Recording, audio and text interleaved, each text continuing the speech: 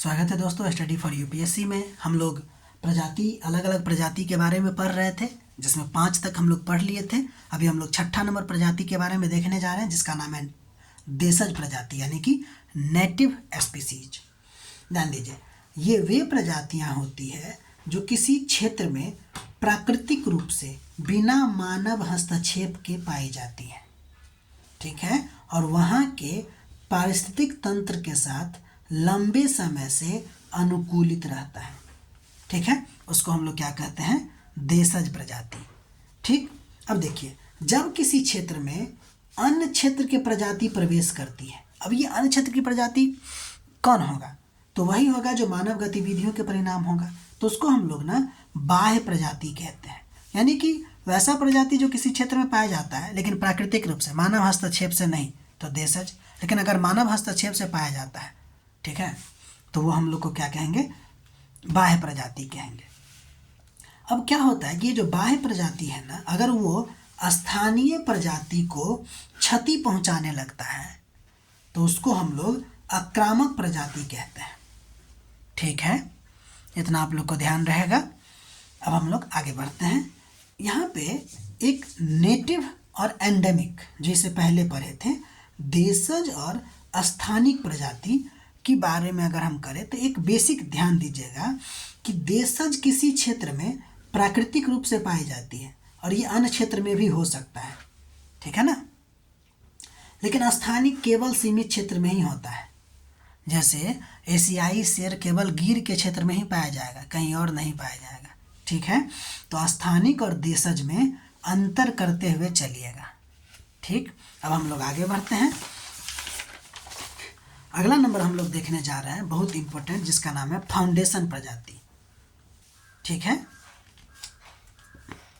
वे प्रजातियां जो किसी पारिस्थितिक तंत्र की संरचना, ध्यान दीजिएगा, संरचना के लिए जरूरी होता है, कार्य प्रणाली को बनाए रखने का मुख्य आधार प्रदान करती है, ठीक है, उसको हम लोग क्या कहते हैं? फाउंडेशन प्रजाति कहते हैं। यानी वे प्रजाति जो पारिस्थितिक तंत्र की संरचना के लिए अनिवार्य होता है। उदाहरण के लिए मैंग्रोव, कोरल, साल या ओक वृक्ष। इसका महत्व ये है कि जैव विविधता को सहारा देता है, ऊर्जा प्रवाह और पोषण चक्र को स्थिर रखती है और पारिस्थितिक तंत्र की उत्पादकता को बढ़ाने का कोशिश करता है, ठीक है। तो ये आपको क्या हो जाएगा? फाउंडेशन प्रजाति हो जाएगी, ठीक। अब हम लोग फाउंडेशन प्रजाति और कीस्टोन प्रजाति में कुछ अंतर देख लेते हैं। ध्यान दीजिए, फाउंडेशन प्रजाति संख्या में अधिक होगा, लेकिन कीस्टोन प्रजाति पढ़े थे, ये आपको संख्या में कम होगा, लेकिन इसका जो प्रभाव होगा ना, अनुपातहीन रूप से अधिक होगा। मतलब अनुपात कम है, प्रभाव ज़्यादा है, वो क्या हो जाएगा? Keystone species. इसका संख्या बहुत ज़्यादा है और ये आवास बनाती भी है और बिगाड़ती भी है। जैसे देखिए, इसका मतलब हुआ कि कुछ प्रजातियां दूसरे जीव के रहने के लिए आवास बनाती है या पहले से मौजूद स्थान को बदलकर रहने योग्य बनाती है। या तो आवास बना देती है और नहीं तो जो पहले से मौजूद है उसको और थोड़ा सा संशोधित रूप में प्रदान करती है। जैसे देखिए, कोरल आपको फाउंडेशन प्रजाति है, इसलिए क्योंकि ये लाखों करोड़ों छोटी छोटी मछलियों का आवास स्थान होता है। एक बात और ध्यान दीजिएगा, जितना भी हम प्रजाति का प्रकार पढ़े हैं उसमें जरूरी नहीं है कि एक प्रजाति जो किसी, जैसे फाउंडेशन में पाए जाने वाला प्रजाति ये आपको कीस्टोन में भी हो सकता है और कीस्टोन में पाए जाने वाला फाउंडेशन में भी हो सकता है। दोनों में अंतर नहीं हो सकता है, ठीक है। बस परिभाषा में अकॉर्डिंग में अंतर है, परिभाषा के अकॉर्डिंग में अंतर है, बाकी जानवर आ सकता है एक दूसरे में, ठीक है। अब हम लोग आगे बढ़ते हैं। अगला नंबर जो प्रजाति है उसका नाम है प्रभुत्वशाली प्रजाति यानी कि डोमिनेंट स्पीसीज। ध्यान दीजिए, नाम से ही स्पष्ट है कि वे प्रजातियां होती है जो किसी पारिस्थितिक तंत्र में संख्या, जैव भार, इसको भी पढ़ेंगे हम लोग, क्षेत्रीय फैलाव के आधार पे सबसे अधिक प्रभावशाली होते हैं। यानी कि ये सबसे ज़्यादा संख्या में होता है, जिसकी ज़्यादा संख्या वो ज़्यादा प्रभावशाली। दलदली क्षेत्र में मैंग्रोव सबसे ज़्यादा पाया जाता है, वनीय क्षेत्र में हरे वृक्ष सबसे ज़्यादा पाया जाता है। शीतोष्ण कटिबंधीय दलदल में एस्फैगनम और मॉस। ठीक है, हमने आपको एक चैप्टर में दलदल के प्रकार के बारे में, यानी कि दलदल के प्रकार के बारे में भी आपको बताया है, उस पर गौर कीजिएगा, किसी न किसी वीडियो में आपको मिलेगी ज़रूर। ठीक है, अब हम लोग आगे बढ़ते हैं और देखते हैं पारिस्थितिकी संतुलन या समतुल्य, जिसको कहते हैं इकोलॉजिकल इक्विवेलेंट। ध्यान दीजिएगा, ये भी प्रजाति ही होता है, लेकिन ये भिन्न भिन्न क्षेत्रों में पाए जाने वाली अलग अलग प्रजाति होती है। पहली बात, भिन्न भिन्न क्षेत्रों में, और एक ही प्रजाति है क्या? नहीं, अलग अलग, लेकिन समान पारिस्थितिक भूमिका निभाती है। एक ही जैसा इकोलॉजिकल नीच को क्या करती है? बनाती है। जैसे देखिए, यानी कि ये आनुवांशिक रूप से अलग अलग होगा। सिंपल शब्दों में कहें तो अलग अलग भौगोलिक क्षेत्र में पाया जाएगा, लेकिन भूमिका, आदत, कार्य सब समान होंगे। उसको हम लोग कहेंगे पारिस्थितिकी समतुल्य। ठीक है, उदाहरण के लिए देखिए, जैसे कंगारू ऑस्ट्रेलिया में रहता है, हिरन भारत और एशिया वाले क्षेत्रों में, और बाइसन उत्तरी अमेरिका वाले क्षेत्रों में।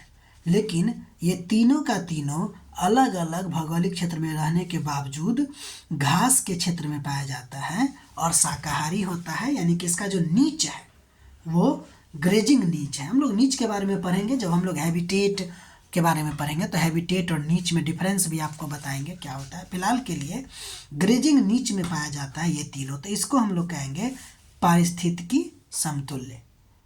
इसको लिखिएगा तब ज़्यादा समझ में आएगी। ठीक है, वीडियो रोक रोक के पॉज करके लिखा कीजिए। हम लोग आगे बढ़ते हैं।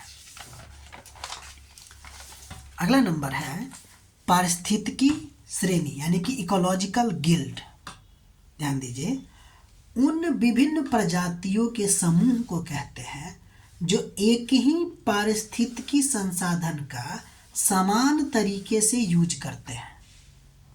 ठीक, मतलब प्रजाति अलग अलग हो सकती है, पर कार्य, भोजन और संसाधन उपयोग समान होता है।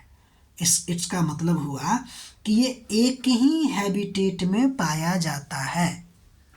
इनके बीच प्रतिस्पर्धा हो सकता है, जैसे घास के मैदान में कंगारू और भेड़। देखिए, आप जब पढ़े होंगे तो दोनों में आपको अंतर नहीं लग रहा होगा कि इकोलॉजिकल गिल्ड और इकोलॉजिकल ये जो इक्विवेलेंट है, इसमें कोई अंतर आपको नहीं दिख रहा होगा।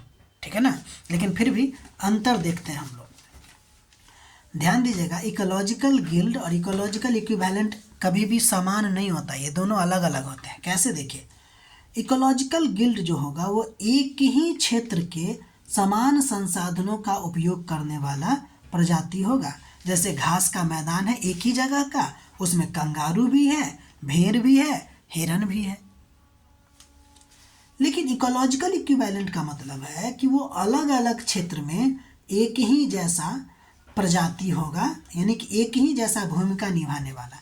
जैसे कंगारू और हिरन दो अलग अलग प्रजाति है, लेकिन कंगारू ऑस्ट्रेलिया के घास के मैदान में रहते हैं और हिरन जो है आपको एशिया के मैदान में रहते हैं, घास के मैदान में। और बाइसन की अगर बात कीजिएगा तो अमेरिका वाले क्षेत्र में रहता है।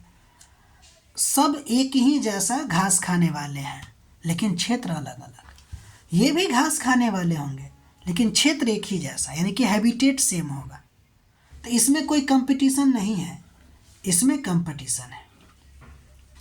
ठीक है, तो ये था आपको इकोलॉजी पार्ट 4। आप लोग को अच्छा लग रहा है तो लाइक कीजिए, सब्सक्राइब कीजिए, शेयर कीजिए, और फिर से मतलब कहने का ये मतलब है कि अपना पढ़ाई करते रहिए। ठीक है, मिलते हैं हम लोग अगले वीडियो में, तब तक के लिए बाय।